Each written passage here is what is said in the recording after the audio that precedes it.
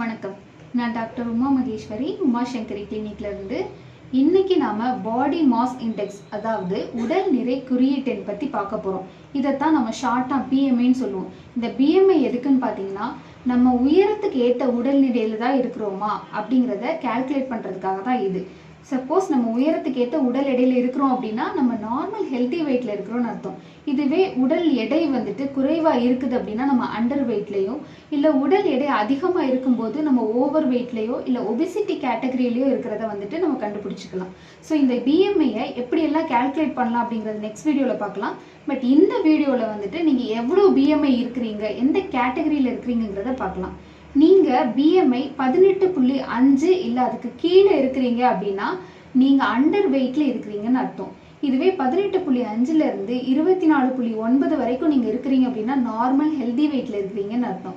இதுவே 25 இருந்து 29.9 வரைக்கும் இருக்கிறீங்க அப்படின்னா நீங்கள் ஹெல்தி வெயிட்டை தாண்டி ஓவர் வெயிட் கேட்டகரியில் இருக்கிறீங்கன்னு அர்த்தம்.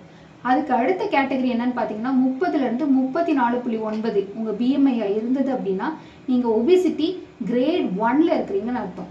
இதுவே 35 இருந்து 39.9 வரைக்கும் நீங்கள் இருக்கிறீங்க அப்படின்னா கிரேட் 2 ஒபிசிட்டியில் இருக்கிறீங்கன்னு அர்த்தம். இதுக்கு அடுத்த கேட்டகரி, இது ஃபைனல் கேட்டகரி, 40 இருந்து 40க்கு மேலே இருக்கிறீங்க, உங்கள் பிஎம்ஐ அதுக்கு மேலே இருக்குது அப்படின்னா நீங்கள் மார்பிட் ஒபிசிட்டி அப்படிங்கிற கேட்டகரியில் இருக்கிறீங்கன்னு அர்த்தம். இதை பற்றி நீங்கள் தெரிஞ்சுக்கிட்டீங்க. இந்த பிஎம்ஐ கால்குலேட் பண்ணுறதை பற்றி நம்ம நெக்ஸ்ட் வீடியோவில் பார்க்கலாம். தேங்க்யூ.